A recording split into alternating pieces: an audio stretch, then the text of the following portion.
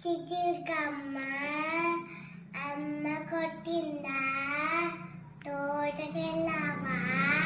పండు తెచ్చావా గుడ్లో పెట్టావా కుటుక్కు మింగావా చిట్టి చిట్టి మిరియాలు చెట్టు కింద పోసి పుట్టమన్ను తెచ్చి అల్లవాడింటికి చల్లకు పోతే అల్లవాడి కుక్క బాబోమన్నది చెంకలోని పాపై